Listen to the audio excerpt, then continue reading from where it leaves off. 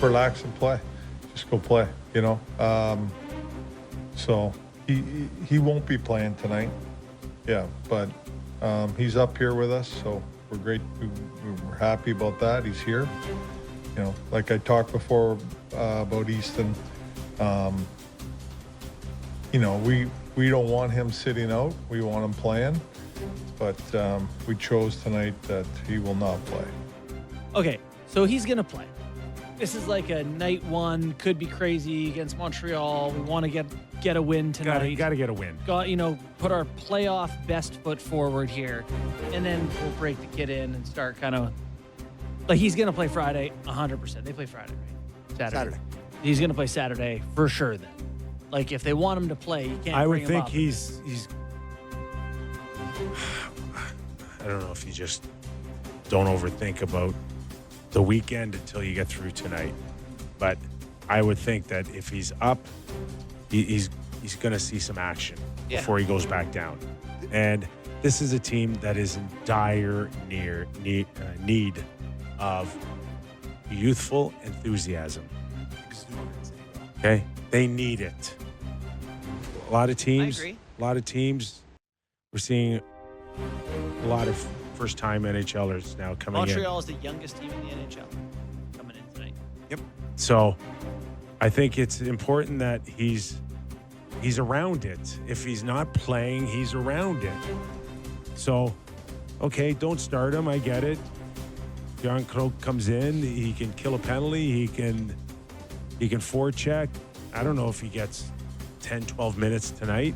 We'll see where Nick Robertson is. He moves. They play that line. I bet you they move him up by Who's the end that? of the night. Yarncroc. Yeah. But Yarncroc. I think they see that as the third line. They have it listed as the fourth line. You know, typically everywhere you see it because Domi is typically a 3C or whatever. But Lorenz Waugh Yarncroc is a much better line than Joshua Domi Robertson. So I think they'll play 14. I think this is a situation of a coach where this is a media market. This is a market that loves shiny new toys, that is a prospect-hugging fan base that always gets excited about new guys. I think this is a disconnect between the fan base and the coach in terms of, like, so you're just going to have him here. Like, Ruben doesn't look at him as top prospect guy. He just looks at a guy that can contribute and help him win here and there or whatever. But in reality, all Leaf fans, this is going to be a question every single day where it's like, when's Cowan playing? Where's Easton at? Where's this? Where's that? Like, this is going to be a storyline if he's in and out of the lineup every night and he's playing and he's I not don't playing. think it's any different from any other team, albeit. Disagree. You know, in there's Toronto? Well, of course, there's 100 questions on Easton Cowan compared to one in Columbus. Yeah. But it's still a scenario that all teams have to deal with. I just think it's so much easier. Not unique. If you're not going to play him, No. just start him with the Marlins. But your point is right that it's not unique to teams, and I think yours is more about the coverage of it. Or Yes, whatever. exactly right. But I do wonder for Cowan, like, if next year, in the middle of next season, the sophomore season, will he be a better player for having been with the Leafs all year and played 50 times, or having been with the Marlies for their whole season? I think if teams or I actually don't scouts know the can definitively answer that, then we're in a different world. Right. If I had those answers, Right. I would That's always the $1 million question is, like, how much is physical, mental, and emotional from here on in when it comes to developing a young player like this? Yeah. I personally have no doubt that the more you handle the puck and play and become the man and all that, the better. Yeah. But I He's think, not going to sit long. But and also, Kip, it can be a bit of both, right? Like, he can stick around the team for the first 6 months and get a feel of being a pro in the systems and the guys and comfortable when you're here, and then go do that. So I know that when I was around the Leafs and Marlies, they wanted to make a change from the previous administration there when it became Dubas and Keefe and those guys. They wanted to not yo-yo prospect. They just said, call them up only when it's time. And they're going to be there, and we don't intend for them to go back. You know, I kind of like that.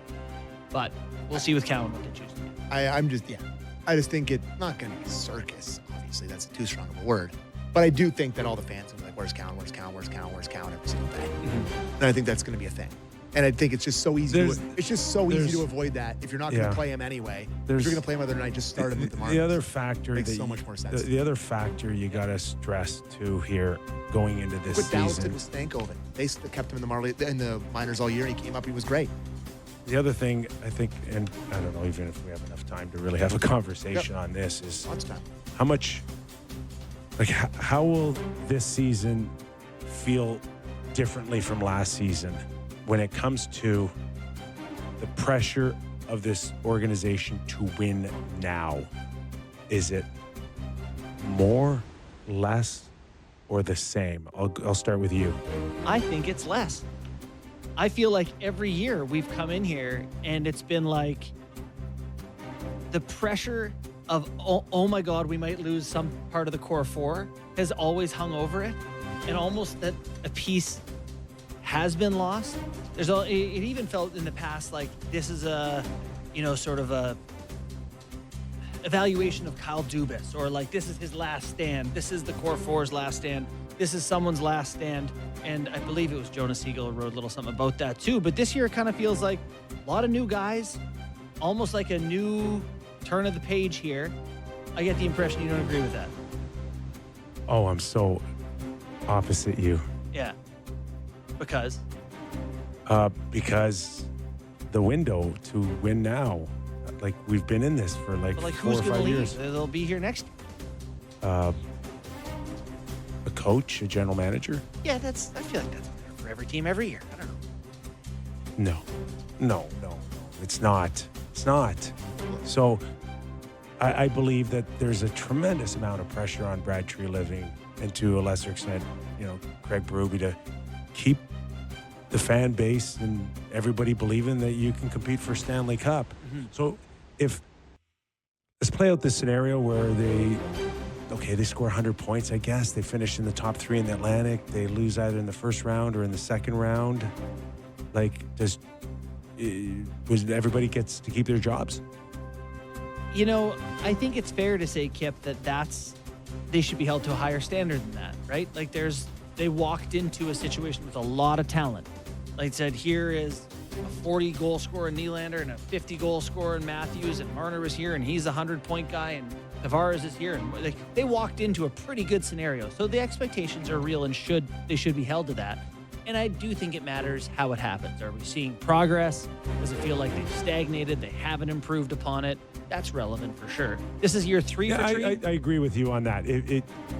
I guess it depends the way it looks, but Like if they lose in round 2 and they just get god awful goaltending because it's Caden Primo because both their goalies get hurt, it's like So now you start next season with Stolars and Axiomov. somebody, Hildeby. right? But like Soros. if it continues to